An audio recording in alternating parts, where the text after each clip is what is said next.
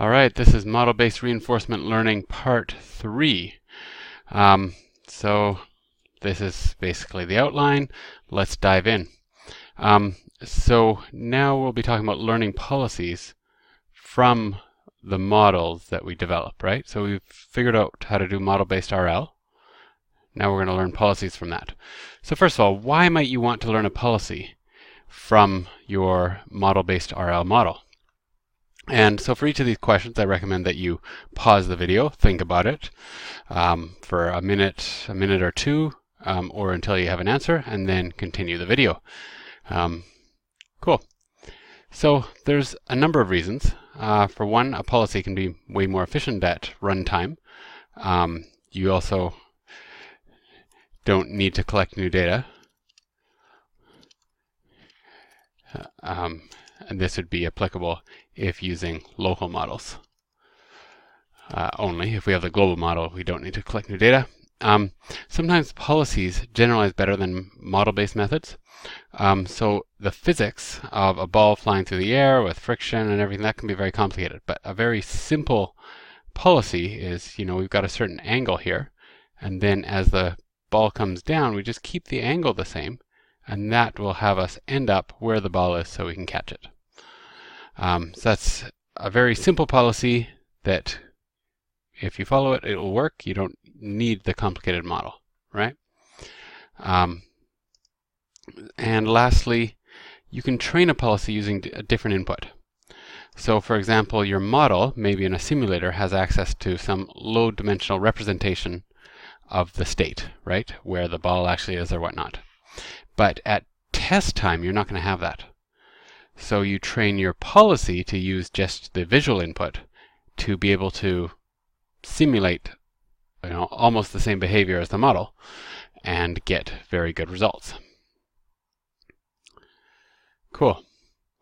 So we'll first look at learning a policy directly from a model. And this is a quote from one of my son Ethan's books. This is what you should not do. Let this be a lesson to you. We'll look at why this does not work well. So basically you do backpropagation. You take an action according to your policy, which depends on the parameters, and that action gives you your next state, and then you have your next action, which depends on the parameters and that next state. So this should be xt plus 1, and so on. And you just backpropagate and update the parameters theta. So what am I assuming here in that we can do this backpropagation of derivatives? What kind of policy really are we talking about here? And the answer is basically that it's deterministic policies over continuous action spaces. And in fact, the cost here would have to be continuous as well, right? So with nice distributions and some approximations, we can extend this to stochastic policies, but still the state transitions should be continuous and the cost functions should be continuous functions in order to be able to do this. So what is a problem with this? Pause the video. So the problem is really the same thing as with RNNs and with deep learning in general, the problem of exploding and vanishing gradients. But it's even worse here because the state transitions, which are, we've got a sequence of those, these are not under our control. Yes, we control the policy, but we don't control these transitions here. So we can't use something like an LSTM to make things better. So overall, this does not work well if this chain is long. This does not work well. It tends to be very sensitive to initial actions and not sensitive to the actions close to the end. And so then you update theta mostly based on the initial action, not based on the later actions. And so then it will never perform well later on. And yeah, it doesn't work. So why didn't we have this issue when we were doing the linear quadratic regulator approach? So for the linear quadratic regulator approach, we had different variables for each action. So we had a set of variables for this, set of variables for this, set of variables for the one before, and so on. And but here we have the same parameters theta for the action here and for the action here, which is why this is an issue. So these derivatives are the biggest, so we update theta mainly based on this, and we never train the actions later on very well. So it's a problem of kind of shared parameters between the different actions. Since we had different variables at different time steps, also with LQR, we could, use the quasi-second order method where we just optimized at the end first and then iteratively went back and optimized all the other actions. Yeah.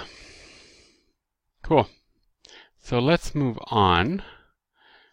We're going to look at learning the policy through a constrained optimization, which will actually work a lot better. Cool. So basically here we just have our regular LQR problem. So we've got different variables for each action. Each of the actions u, ut, ut minus 1 and whatnot. And then we have these constraints that our actions should be equal to our policy. All right? So normal LQR here, optimization with an additional constraint. Now there's lots of constrained optimization methods, so you can just pick your favorite method. Usually they involve some softening of the constraints, so you don't always have to follow the constraint throughout the entire optimization.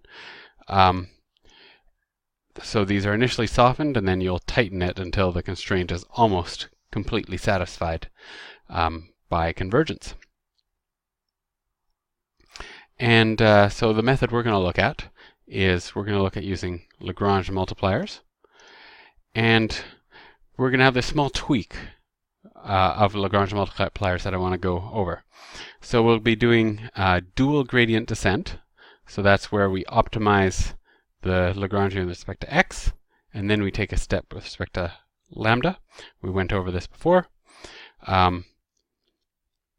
So here we're optimizing it with respect to x in step 1. Then we're finding the derivative with respect to lambda, and then taking a step with respect to lambda and repeat. Okay? Now, here we have the original version. And here we have a slightly modified version where we have this term. Now, the question would be, why is it valid to add this? Why does this, in fact, not change your solution?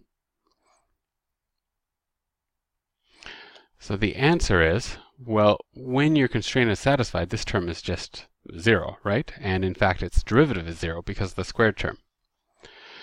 All this does is it encourages your constraint to be close to satisfied, depending on how big rho is, particularly when the cost becomes large.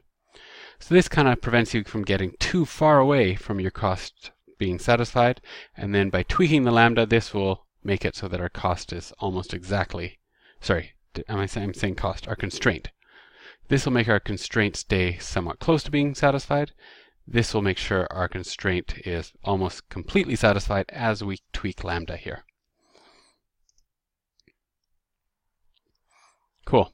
And there's some details here, but I think this is kind of the level we need to go to. I will open this briefly. I won't talk about it.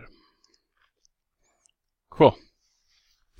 So let's go on to the general guided policy search. A general algorithm for this. So basically we're going to optimize a trajectory with the policy as a constraint using this dual gradient descent. All right, so we have this, let me see. This here is our regular cost for the trajectory, that with LQR we would optimize that.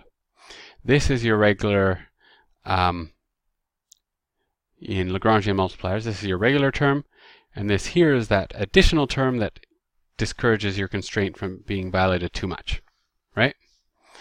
And so what you do is you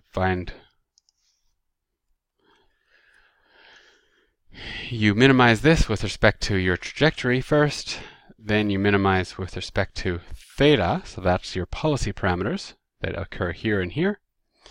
And then, so then here we basically minimized with respect to everything except for lambda, and then we do an update to lambda, and we repeat these steps, right? So it's just basically the same algorithm we had before, except now we've got two variables other than lambda, and so we optimize these with different methods. Stochastic gradient descent for the theta, and for the tau we do our second order iterative LQR method. So how would you describe what this algorithm is doing and what will happen eventually? And assume initially that lambda, all your lambda t's are 0. Okay? So take a moment to think about that. So my answer is that, well, initially lambda is 0, so this doesn't contribute. Maybe this constrains things a bit, but basically, initially we'll just be optimizing this in step 1. And then in step 2, since we're trying to make this approximately 0, and well, lambda is still 0, so we're trying to make this 0, that means we've got kind of just a squared error here, right? And so we're going to adapt theta to make it close to each of the actions, right? So fairly simple there. Now, then the lambdas will increase or decrease as necessary, and that will push the policy and the action chosen closer and closer together. Now this action chosen comes from optimizing,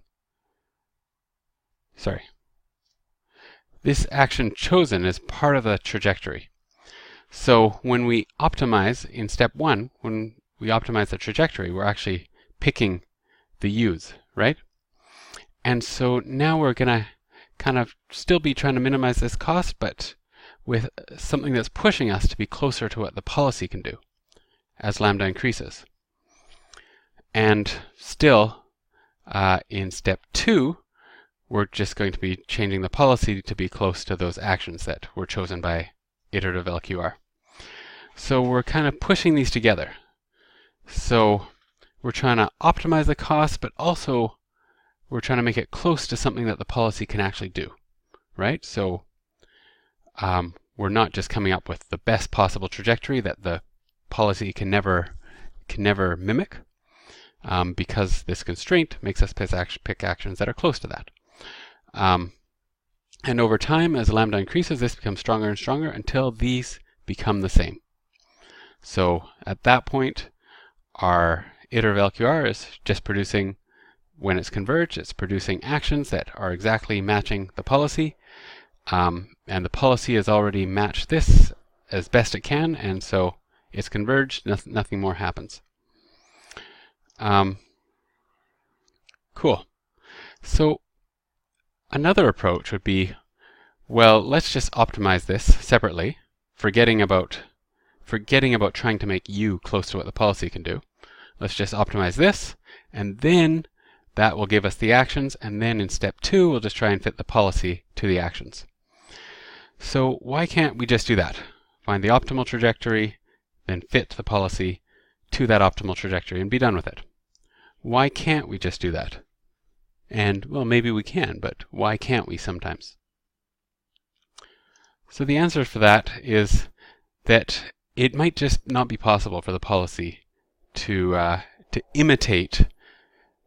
If the policy can't imitate the correct trajectory close enough, then it might just diverge and it won't work, right? So this could be due to a limitation of the policy itself, not enough variables or representational freedom. And so then those errors would tend to compound. Another, I'll say, answer 2 would be that because the policy doesn't have access to the same information. So with a model, we generally do a search over future states, right? And then we, iteratively change that until we get to the optimal. Well, based just on the current state, don't have access to those future states, right?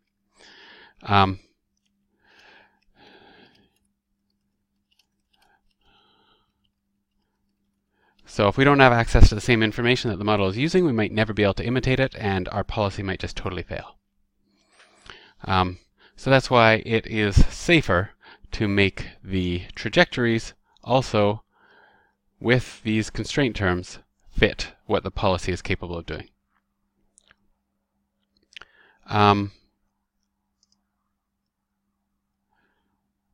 right, so yeah, what kind of problem is step 2 of the optimization? Well, that's basically, if you just look at this just looks like, well, we've got a mean squared error here. We've got a sum over all the, the samples. We've got a weight here, so it's weighted, and then we've got a mean squared error. And here, this kind of just shifts our quadratic and adds a constant. So basically, it's a shifted, weighted, mean squared error problem. So it's basically just supervised learning, which we know how to do very well. Yeah. And because the policy doesn't occur in this term, right? It's only in these terms. Yeah, we went over that. The model's adapting to what the policy can do, and vice versa. So how would we generalize this? So far we just have a single trajectory, right? How would we generalize this so that it works in any starting state, not just a single starting state? All right. Oh, basically, you just pick a bunch of different starting states, and so now we have to, yeah, cool. So now we're summing over all the different starting states, right? So we're minimizing the cost of all the trajectories at once, subject to all the constraints that over all the trajectories and all the time steps, these actions should be the same as what the policy does. And so we just have the same thing as this, except we're summing over all the possible starting positions, as well as all the time steps here and here. And here we're just summing over all the starting positions. Yep. So would there be a different lambda for each time step and for each trajectory, or do we have shared lambdas between the trajectories? So we need to have the same lambda, we need to have a different lambda for each time step and each trajectory.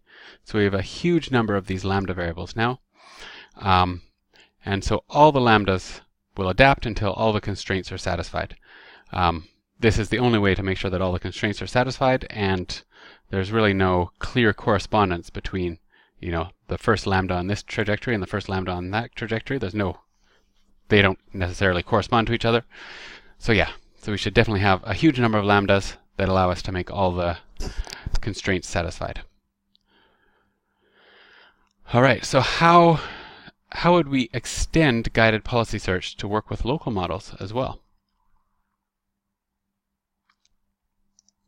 So with local models, we have an additional constraint, right? We need to learn the local models. We need that KL cost term to constrain the next one to be closer to the previous, right? So that we're constraining it to small enough policy steps that our local model is still fairly valid. And otherwise, it'll be just regular guided policy search. So looking up here, now we've got this, but maybe we're summing over all trajectories if we're doing this. And also, as well as this term, we have an additional cost term, which is a cost for taking significantly different actions than we previously took. Yeah, so that was local models. How can you train a generally useful policy? So for example, one that uses vision, using a controller that has access to additional information, like where the object actually is, that won't be available at test time.